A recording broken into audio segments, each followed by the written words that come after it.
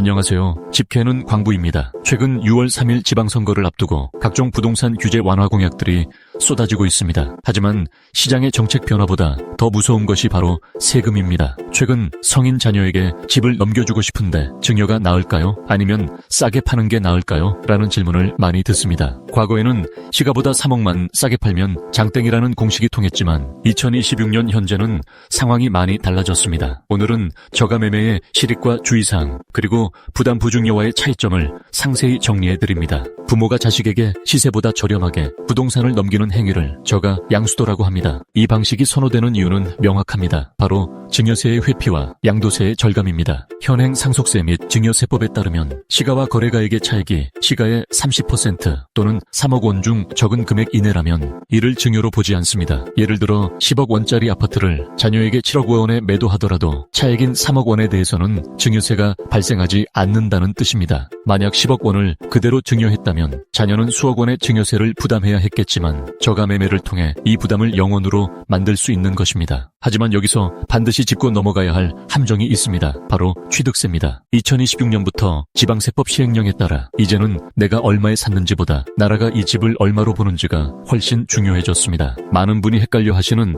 부담 부충여와 저가매매를 표로 비교해보았습니다. 가장 먼저 핵심 개념입니다. 왼쪽의 저가매매는 자녀가 실제로 현금을 부모님께 드리고 집을 사는 유상거래입니다. 반면 오른쪽의 부담부 증여는 집과 함께 그 집에 낀 대출이나 보증금, 즉 빚을 자녀가 물려받는 무상과 유상의 혼합거래라고 보시면 됩니다. 다음은 자금 준비입니다. 저가매매는 자녀가 집값 전체를 현금으로 마련해야 합니다. 하지만 부담부 증여는 자녀가 빚을 떠안는 방식이라 당장 들어가는 초기 현금은 훨씬 적다는 게 큰 장점입니다. 그럼 부모님이 내실 세금은 어떻게 다를까요? 저가매매는 부모님이 집을 판 것이니 양도소득세가 발생하는데 만약 1주택 비과세 요건을 갖추셨다면 세금 부담이 거의 없습니다. 부담부 증여는 자녀에게 넘긴 채무액 부분만큼만 양도로 보아 세금을 계산하게 됩니다. 마지막으로 자녀가 낼 세금입니다. 저가매매는 시세보다 너무 싸게 샀을 때, 즉 차액이 클 경우에만 증여세가 나올 수 있습니다. 하지만 부담부 증여는 전체 집값에서 넘겨받은 빚을 뺀 나머지 금액에 대해서는 무조건 증여세가 발생합니다. 또한 유상거래분에 대해서는 취득세도 발생합니다. 결국 현금이 넉넉하고 부모님이 비과세라면 저가매매, 당장 현금은 부족하지만 빚을 감당할 소득이 있다면 부담부 증여가 유리하겠죠. 우리 집의 정확한 진단은 전문가와 상의하시는 것 잊지 마세요. 가족 간 거래는 국세청의 현미경 조사 대상입니다. 갑작스런 세무조사를 피하고 싶다면 다음 세 가지는 반드시 갖춰야 합니다.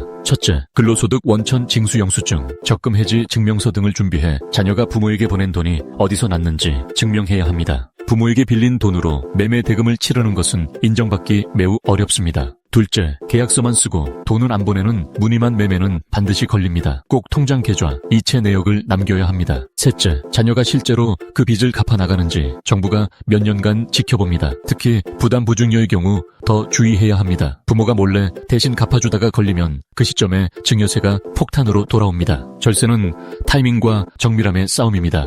2026년 6월 지방선거를 앞두고 부동산 시장의 불확실성이 커지고 있습니다. 하지만 확실한 것은 아는 만큼 아낀다는 점입니다. 저가매매는 분명 강력한 절세 수단이지만 취득세 개편안과 자금 출처 조사를 간과했다가는 세금 아끼려다 집 한 채 값을 세금으로 낼 수도 있습니다. 이 글이 여러분의 소중한 자산을 지키는데 도움이 되길 바랍니다. 궁금하신 점은 언제든 광산부동산의 문을 두드려 주세요.